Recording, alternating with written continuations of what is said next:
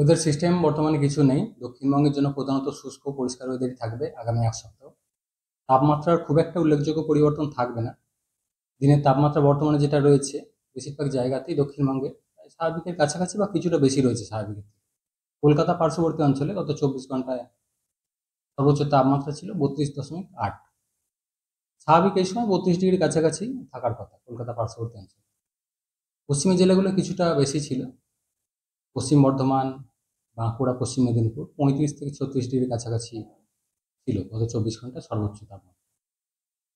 তো আগামী এক সপ্তাহ খুব বেশি পরিবর্তন থাকবে না। 6-7 তারিখ নাগাদ গিয়ে সামান্য হয়তো একটু কমবে, 1-2 ডিগ্রি মতো। এছাড়া এর কাছাকাছি তাপমাত্রা কন্টিনিউ করবে। কলকাতা পার্শ্ববর্তী অঞ্চলে সর্বোচ্চ তাপমাত্রা আগামী 24 ঘন্টায় 33 ডিগ্রির কাছাকাছি, সর্বনিম্ন 23 ডিগ্রির কাছাকাছি থাকার সম্ভাবনা রয়েছে। কলকাতার জন্য ওই 6-7 তারিখ নাগাদ গিয়ে হয়তো সামান্য 1-2 ডিগ্রি মতো কমার সম্ভাবনা থাকছে, তারপর আবার বাড়বে।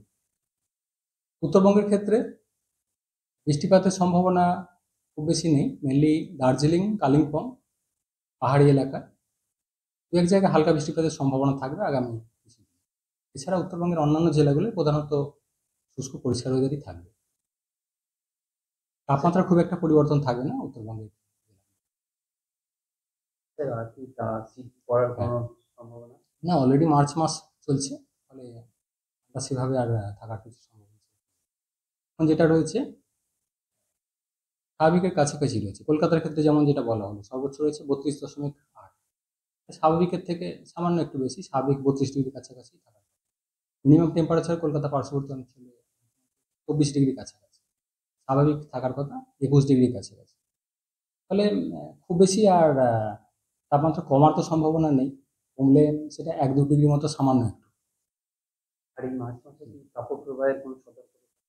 না, এখনই আগামী এক সপ্তাহের মধ্যে সেরকম খুব বেশি উল্লেখযোগ্য পরিবর্তন থাকছে না।